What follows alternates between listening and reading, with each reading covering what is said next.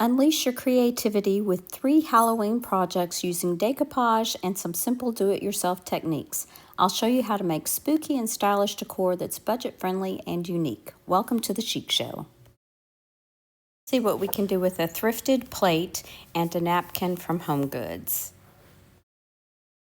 I removed all plies from the napkin except for the very top one, and then I cut out just one of the images.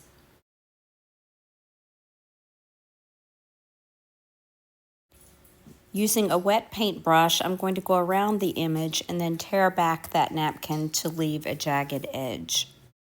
Because I'm going to be decoupaging this napkin onto the plate, these jagged edges won't show quite as much as a straight edge would. Since a napkin is very, very thin, I'm going to be using a thinner decoupage medium, which is liquid patina by DIY. It's thinner than Mod Podge and will work better with this napkin. Once I make a little starter strip, then I'm going to paint over the top as well, and then I'll continue adding that liquid patina under the rest of the napkin and on top.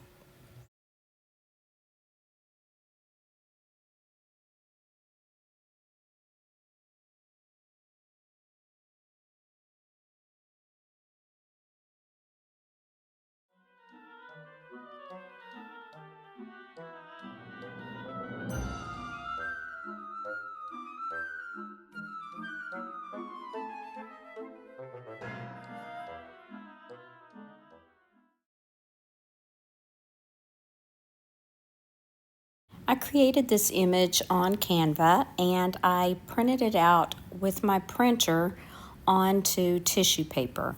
And I just cut my tissue paper, the size of my paper, the size of the image, and taped it onto my paper and then printed it out. Once it has printed out, I go ahead and cut out that image. This is one of the wood blocks from Dollar Tree, and I'm going to give it a coat of Waverly chalk paint in white. Once this is completely painted and completely dry, I'm going to go back and stamp over it using one of IOD's stamps in black ink.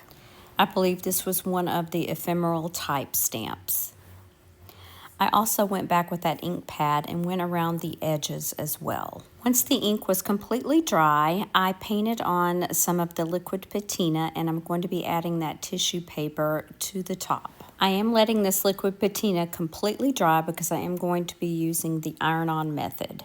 So now that it's dry, I'm placing the tissue paper down, and I'm going to add a piece of Teflon to the top just to be a barrier between the iron and the image.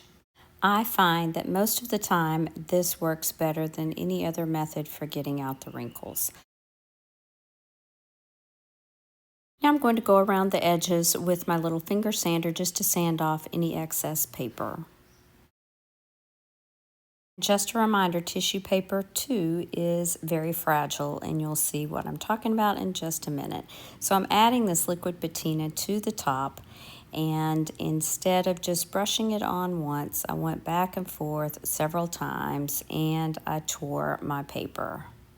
I tried my best to pull that paper back with my brush and see if it would go back into place. It did not, but no worries, we're going to fix that in just a minute.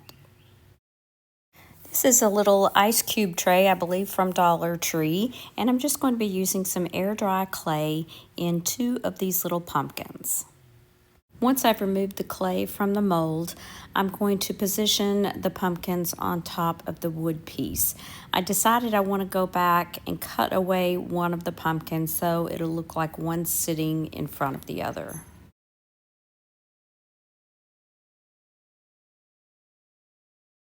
Once I have the pumpkins like I want them, I'm going to go back and give them a coat of paint. For this one, I'm going to be using Waverly chalk paint in plaster, and for the other one, I'm going to be using fusion paint in chestnut mare.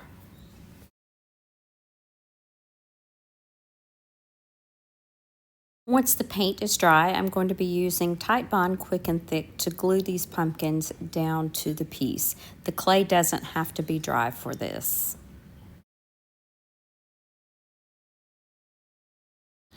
I stained a toothpick and then used both ends to make a stem. Let me know what you think about how I fixed this little problem.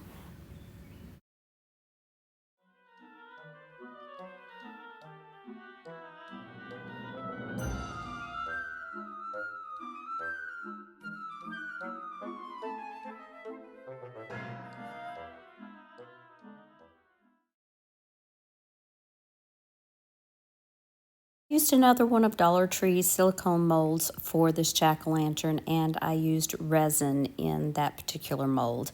Now I'm going to give it a coat of black chalk paint and ink, and once that's dry, I'm going to go back with some Pint Art Fine Line Crackle Medium. This is a 2-part medium, so I'm painting on the first part and let that dry, and then I will add the second part. Once the second part has dried, I'm going to add a coat of paint, Waverly Chalk Paint in Pumpkin. I'll set that aside to dry and let it do its thing.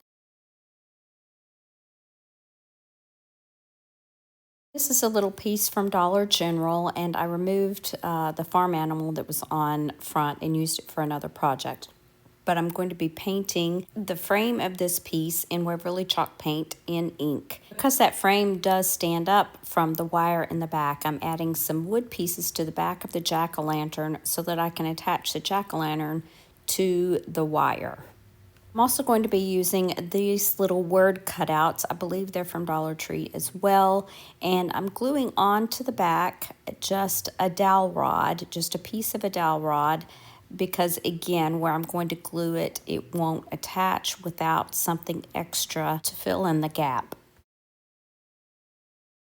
Once that's dry, I'm going to give it a coat of Waverly Chalk Paint in plaster.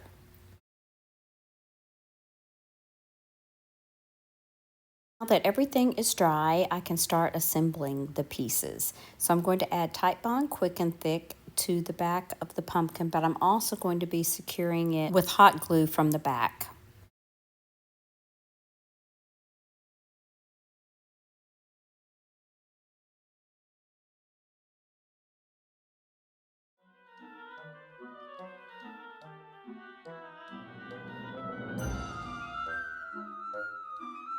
I hope these 3 projects inspired you for this Halloween season. With decoupage and easy do-it-yourself techniques, you can bring spooky, stylish, and budget-friendly decor into your home. Don't forget to hit that like button and subscribe, and for more DIY inspiration, click right here. Thanks so much for watching. Remember to share the chic. Bye now.